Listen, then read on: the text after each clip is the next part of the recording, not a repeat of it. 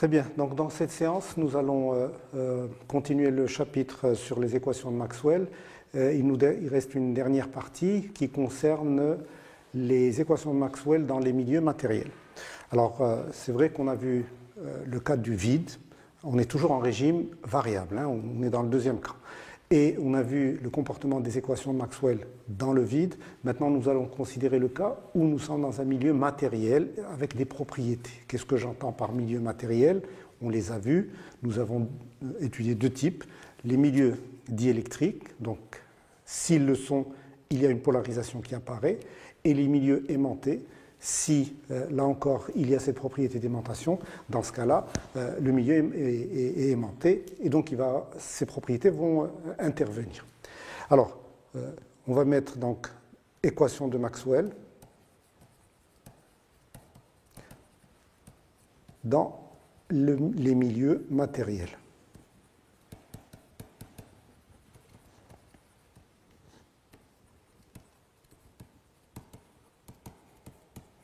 Et je vais souligner ça en rouge comme un titre.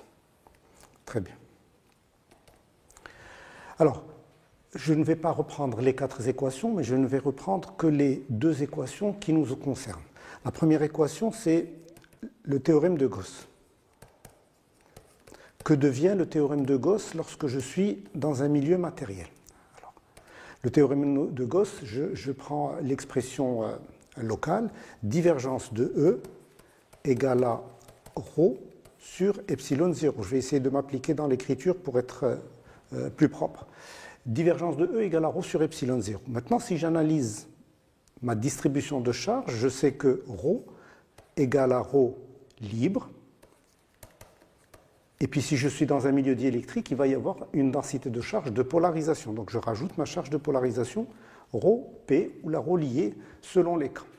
Donc, mon expression, ceci va me permettre, si je remplace ici, d'avoir divergence de E égale à 1 sur epsilon 0, ρ libre plus ρP de polarisation.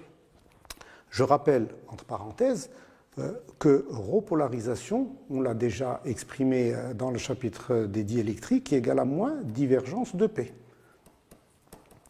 Et je vais donc remplacer ceci ici. Et je vais avoir, alors ce que je vais faire, c'est que je vais monter le epsilon 0, je vais le monter là. Hein, vous voyez, je vais le monter là. Et donc je vais avoir divergence de epsilon 0E égale à ρ libre moins divergence de P. Et alors, cette expression de la divergence, je vais la mettre de ce côté-là, et on obtient le résultat que vous connaissez déjà très bien, qui est divergence de, je mets la divergence en facteur de l'ensemble, donc divergence de epsilon 0 E plus P, parce que je passe de l'autre côté, égale à ρ libre. Et ceci n'est autre que le vecteur D, déplacement électrique. D'où divergence de D égale ρ libre. Rappelez-vous, ça c'est l'expression qu'on a appelée générale du théorème de Gauss. Alors maintenant, je vais me déplacer vers le bas. Je ne sais plus comment je me déplace vers le bas, je crois que c'est comme ça. Voilà, je vais me déplacer vers le bas. Et très bien. Alors, ça c'était l'équation de le théorème de Gauss. Maintenant, si je prends le théorème d'Ampère, donc deuxièmement, théorème d'Ampère, je l'ai fait en rouge, donc je le fais en rouge ici également. Alors, 2, théorème d'Ampère. Que nous dit le théorème d'Ampère? Le théorème d'Ampère nous dit que la circulation de B le long d'un contour fermé, donc dl, égale mu0 fois l'ensemble des courants enlacés, J total. J total étant l'ensemble de tous les courants qui sont susceptibles de créer du champ magnétique. Je descends. Très bien. Alors, analysons les courants et analysons la situation qu'on a. Nous savons que nous avons un certain nombre de types de courants qu'on a déjà identifiés. Alors, nous savons qu'il y a JC qui est les courants de conduction. Enfin, ce sont des densités de conduction. Densité de courant de conduction. Nous avons également montré que lorsqu'on est en régime variable, et c'est le cas, nous avons une densité de courant qui est due à la variation de B et qu'on a appelée densité de courant de déplacement, J, et qui est courant de déplacement. Je rappellerai tout à l'heure ce que c'est, ou je le mets entre parenthèses, c'est epsilon 0 d de E sur dt, n'est-ce pas? Très bien. Ensuite, lorsque je suis dans un milieu aimanté, nous avons vu que l'aimantation est équivalente à une densité de courant JAV. Et donc, si je suis dans un milieu aimanté, alors j'ai toutes les chances d'avoir une densité de courant d'aimantation, JAV. Cette densité de courant d'aimantation, j'efface le 2 ici, ça n'a pas de lieu d'être, c'est JAV égale à rotationnel de M. Et je rajouterai une dernière, mais ça on ne l'a pas vu, je vais le développer tout de suite, c'est lorsque je suis dans un milieu diélectrique, je pourrais avoir, puisque j'ai des densités de charge de polarisation, il y a des chances que j'ai aussi des courants liés à ces densités de charge. Et l'on va voir que lorsque je suis dans un milieu diélectrique, je peux avoir également une densité de charge de courant de polarisation,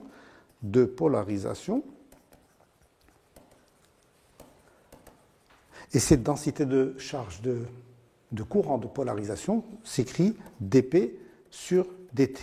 Alors en effet, cette expression, on ne l'a jamais vue précédemment, donc je vais prendre quelques secondes pour expliquer l'origine de cette expression-là. D'où elle vient, et vous allez comprendre, c'est extrêmement simple. Rappelez-vous l'équation de continuité. Donc là, c'est comme, j'ouvre une parenthèse pour expliquer d'où vient cette expression. Alors, si je prends l'équation de continuité, je vais changer de couleur juste pour vous permettre de vous repérer, équation de continuité électrique.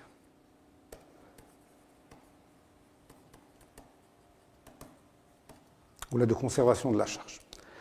Très bien. Donc, celle-là, elle nous dit que divergence, et je reprends mon stylo noir, divergence de J plus d de ρ sur dt égale à 0. On l'a utilisé juste précédemment lorsqu'on a étudié lorsqu'on a commencé les équations de Maxwell. Alors maintenant, si je considère, parce que ce qui m'intéresse, c'est de montrer cette expression de la densité de courant de polarisation, donc je vais considérer un milieu diélectrique pur. Donc, milieu diélectrique. Alors, si je suis dans un milieu diélectrique, je sais que les charges qui sont là sont des charges de polarisation. Donc, ρ est une charge de polarisation. Donc, si la densité de charge est de polarisation, elle va induire, s'il y a une densité de courant, ça sera une densité de courant de polarisation, que je vais noter P. Et alors, je vais montrer comment ça se produit. Donc, je reprends cette expression, divergence de, mais cette fois JP, donc c'est une densité de courant due aux charges de polarisation, plus d de ρ P sur dt égale à 0. Très bien. Alors maintenant, ρ de polarisation, on l'a rappelé précédemment, ρ polarisation n'est autre que moins divergence de P, je la remplace ici.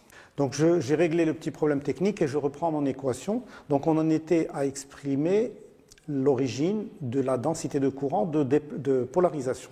Et donc on est parti de divergence de J polarisation plus d de ρ polarisation sur dt égale à 0. Et en même temps, je rappelle que ρ polarisation égale à moins divergence de P. Donc je vais remplacer la divergence de P ici et je vais avoir divergence de JP plus d sur dt, et j'ouvre la parenthèse puisque je remplace ρP, moins divergence de P égale à 0. Alors, on l'a vu plusieurs fois, j'ai le droit d'intervertir les deux variations, spatiale et temporelle, et donc ce terme-là me donne ça, plus, ou la moins divergence de d de P sur dt égale à 0. Et je mets la divergence sur l'ensemble, et donc je vais avoir divergence de jp moins d de p sur dt égale à 0. Et c'est comme ça que je détermine que jp égale à d de p sur dt. Donc j de polarisation égale à d de p sur dt. Et donc voilà le résultat qui nous manquait et qu'on n'avait pas précédemment. Très bien. Donc là, j'ai déterminé tous mes courants ou toutes mes densités de courant, donc toutes mes sources de courant qui sont également sources de champ magnétique. Maintenant, je vais pouvoir reprendre mon équation du théorème d'Ampère et la développer. Donc je reviens sur l'expression du théorème d'Ampère. Dans cette expression, rappelez-vous, j'ai la circulation de B dl égale mu0 J de conduction plus mu0 J de déplacement, c'est donc epsilon 0 d de E sur dt, plus mu0 J d'aimantation, donc mu0 rotationnel de M. À chaque fois, je vous ai donné les expressions, donc vous les revoyez. Plus la densité de courant de polarisation, donc mu0 d de P sur dt. Et alors, ce que je vais faire, c'est que je vais essayer de rassembler les termes. Tout ce qui est à caractère magnétique, je le mets à part, et tout ce qui est ensemble, et ce qui est à caractère diélectrique ou électrique, je le mets à part, et je manipule tout ça et j'en tire de nouvelles conclusions. Alors, le mu0, je vais le mettre en facteur sur B, et donc je vais avoir... Alors, excusez-moi, j'ai utilisé une expression j'ai mélangé l'expression locale et intégrale. Donc je vais juste reprendre le premier terme et rappeler que c'est rotationnel de B. C'est la même chose, rotationnel de B. Voilà. Alors, je disais, je vais donc mettre le mu0 de ce côté-là, et donc je vais avoir rotationnel de B sur mu0. Donc tous les mu0 vont passer de ce côté-là. Quel est le deuxième terme qui est lié au magnétisme? Alors, je vais peut-être le signaler. Donc, j'ai l'aspect magnétique là, et j'ai les propriétés magnétiques là. Donc, ça, je vais le rassembler. Et après, je vais avoir les propriétés électriques là, et je vais avoir les propriétés électriques ici. Donc, ces termes en vert, je les rassemble, les termes en rouge, je les rassemble. Et je vais ramener le terme rotationnel de M ici. Donc, ça me fait moins rotationnel de M. De ce côté-là, égal. Donc là, il me reste uniquement le JC, plus les termes électriques. Donc je vais avoir epsilon 0 d de E sur dt, ou alors si vous voulez le d de E sur les d sur dt, je vais le mettre en facteur. Donc le d sur dt, facteur de epsilon 0 E plus P.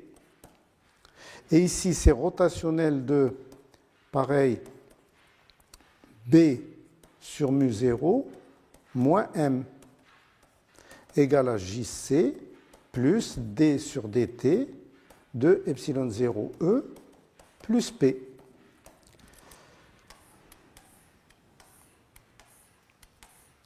Très bien.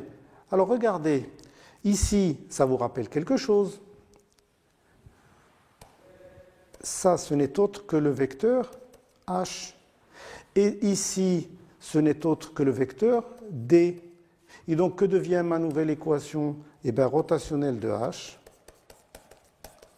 égale à J de conduction, ou réel, peu importe comment vous l'appelez, plus D de D sur dt. Voilà la nouvelle expression que j'obtiens des milieux. Alors, ce qui est intéressant, c'est que je reprends une expression relativement simple, avec la petite difficulté, et là je vais expliquer un petit peu parce que j'ai rappelé ce que c'est.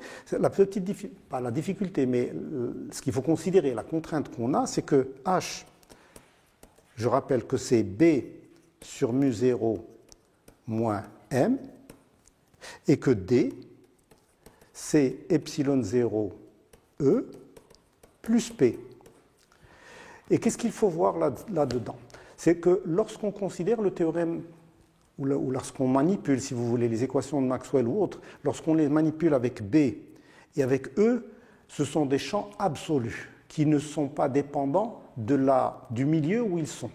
Par contre, lorsque vous manipulez H et que vous manipulez D, c'est vrai que les équations sont simplifiées, mais n'oubliez pas que dans votre expression, vous considérez également les propriétés du milieu. Donc là, les propriétés magnétiques du milieu sont intégrées dans H, et là, les propriétés diélectriques du milieu sont intégrées dans D. Et c'est un petit peu là la difficulté, et c'est pour ça que, généralement, on utilise plutôt les champs B et les champs E parce que ce sont des champs absolus et qui ne considèrent pas le milieu concerné. Très bien. Maintenant, pour terminer, je vais simplement rappeler que ce que nous avons obtenu ici, c'est une expression qui montre, ou l'expression du théorème d'Ampère, qui montre que lorsqu'on est dans un milieu, il y a également les propriétés qui interviennent, mais d'une manière générale, d'une manière absolue, lorsqu'on traite les équations, des propagations des ondes électromagnétiques dans les milieux, nous considérons donc propagation des ondes électromagnétiques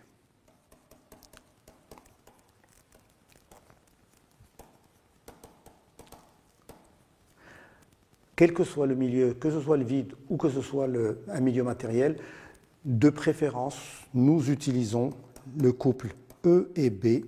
Je vais même mettre plus que ça.